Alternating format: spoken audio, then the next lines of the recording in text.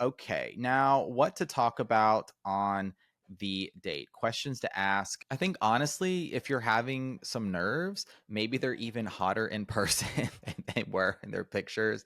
If you met on an app, or if even if you talked on the phone but didn't FaceTime or video chat, and this is the first time you're seeing them in person, like I think acknowledging some of the nerves and anxiety is really fun and it's cute and it's vulnerable, and chances are they are feeling a little bit nervous as well. So I think it's totally okay to do that. And then when it comes to what questions you're going to ask, I feel like you can go almost in two different ways and then blend these ways together, where we might gravitate towards the checklist style questions.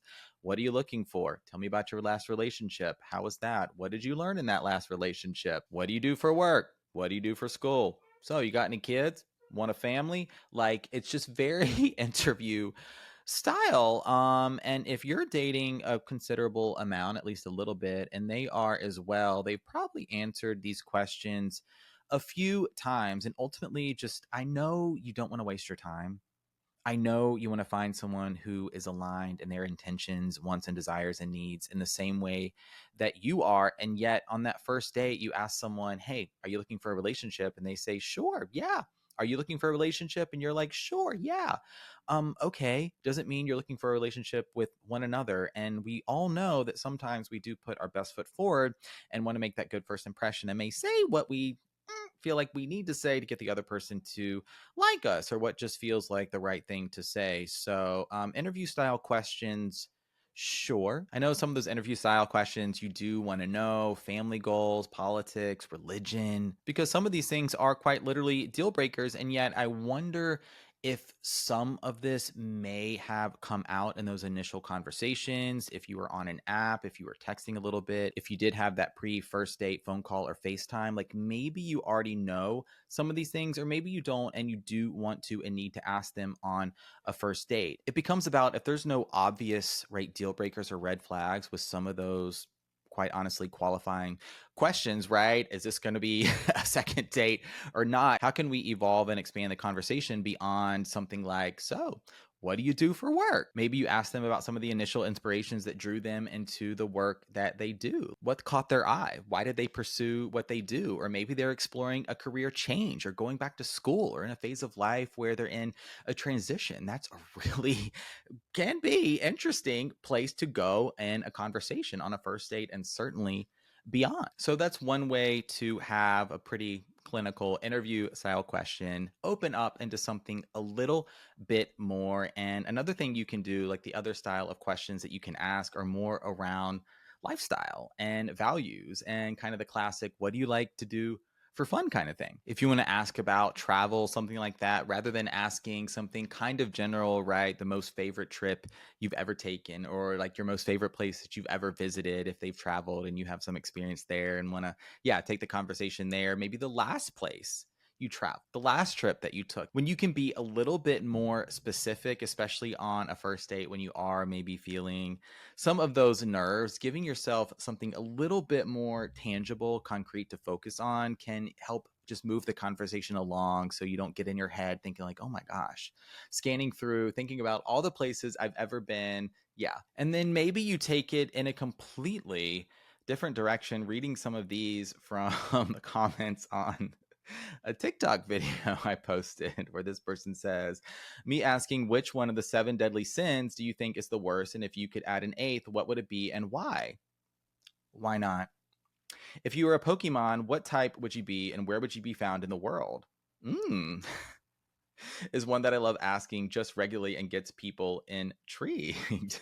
Here's another one. If you could choose, what type of natural biome feature would you be? Mountain, river, lake, forest, desert, rainforest? So feel free to have fun with your questions. The thing about the first date is it's not it's not that serious. I mean, it's serious. It's serious. It's real.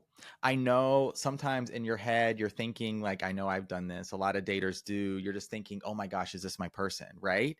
If you are looking for marriage, if you're looking for that long term committed relationship, is this going to be the person that I do that with? And we can put so much pressure on ourselves to show up just perfectly, like these completely flawless versions of who we are, even though we know that version of ourselves doesn't exist. And so have fun with the first date as best you can.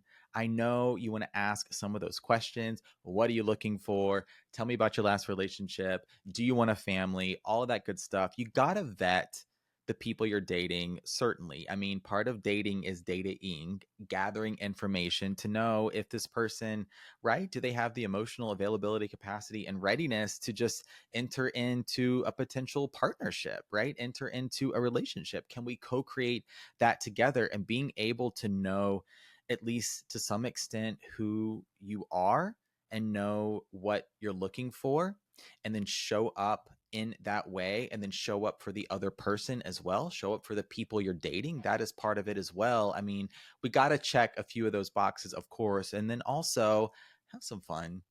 Have some fun, flirt, offer some compliments. If they're looking real cute, real good over there, you can tell them. You can tell them. And I also want to add here, because I get this question sometimes about how to be vulnerable without oversharing. So, something you can do on a first date and really all dates is go into a little bit of storytelling. And so, just an example recently from my life, I started taking improv classes, which has been so much fun. And so, that is something I would talk about on a first date. And along with that, there's like I've been nervous at times. I've had anxiety. There's been some fear about just like feeling like you're doing something very strange and out of the ordinary and not wanting to like be weird or awkward or stupid or get it wrong or whatever's going through your mind. I mean, all that's gone through my mind. And so that is a way to be vulnerable through storytelling, sharing a recent experience or an experience from your life and just how that felt for you, and then asking them, right, inviting them in, have you ever felt that way? Have you ever been through something like that? Have you ever experienced something like that in your life? You're not exactly revealing like your deepest, darkest fears and traumas and all of these things that may have happened to you in your life. You want to hold a few of those cards close to you for sure. You don't want to lay them all out on the table because unfortunately, and we know from dating, sometimes your vulnerabilities can be used against you, right? You portray or you present an insecurity, just trying to be open and honest and vulnerable and create that deeper connection, really just go beyond the surface. And sometimes people might be like, oh, I could use that against them. But that is where your own self-respect, your own self-assuredness, your own self-compassion comes into play, right? Your confidence, your BFE, your big flirt energy, your boundaries, your standards, your deal breakers, all of that. Like no one is going to be able from that improv example to kind of pinpoint, oh, you must be an insecure person. What?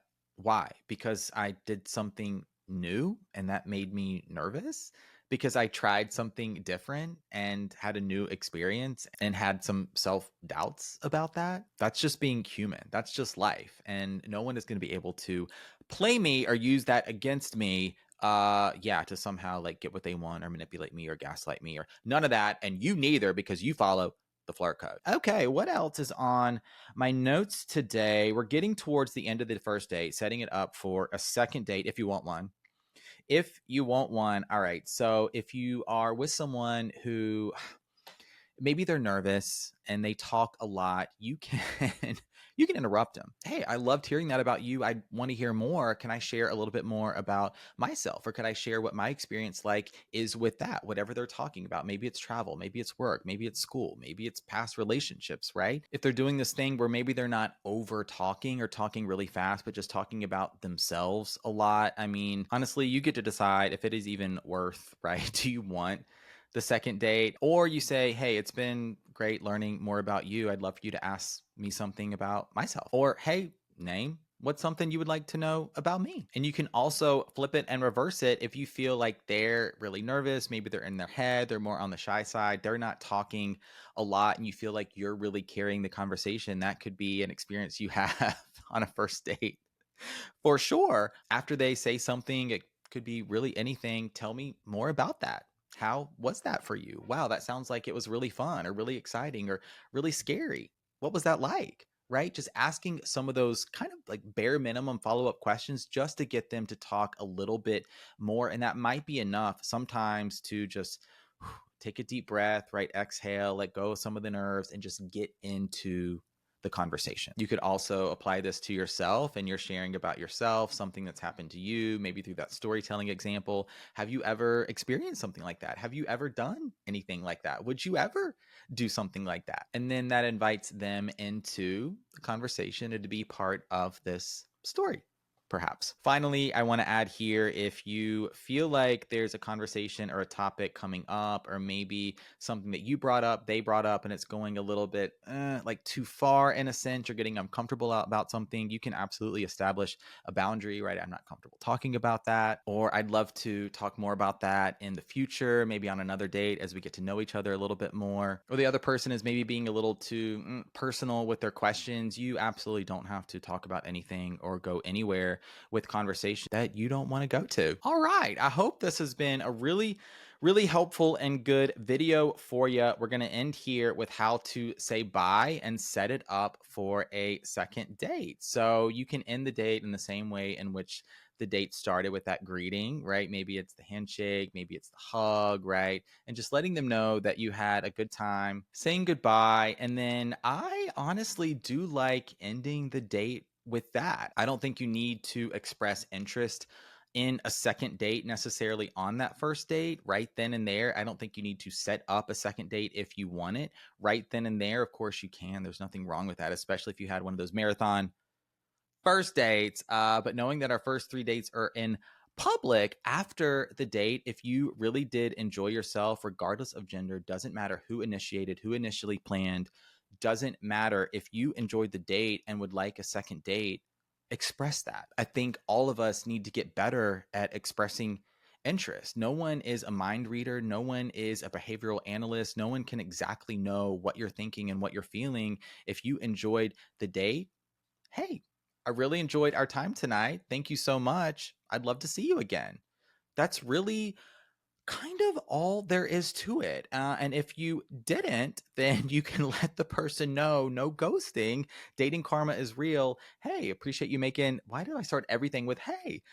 But hey, appreciate you making the time to go on our date tonight. I wasn't feeling the connection, or I don't think this is a match for me. Wish you all the best out there. Thanks so much for your time, kind of thing, right? It was good getting to know you, or whatever, something like that. And then going back to, if the date was really good and you want a second date, they want a second date, there is such a thing as dating momentum. So if you can, within that next week, go ahead and make that second date happen. And I think you can use a lot of these first date tips for the second date as well. All right, thanks for watching. This completes part 2. If you're watching this one first, head on over to part 1 so you can, finish it. I suppose you were probably really confused, perhaps, but if you watch part 1 first and now are completing part 2, thank you so much for watching. Leave a comment here, a thumbs up. Let me know what you think. You've got any questions, I'm here for you. Any other dating videos you want, lots more coming. The podcast is there, of course, Flirtations, which you can watch here and stream if you prefer audio, everywhere you find your podcast, just helping you flirt and date to the best of my ability. Thank you for being here. I will sign off from here at Flirt headquarters. This has been the Flirt Coach reporting for duty. Thank you so much for watching and flirting. Happy flirting.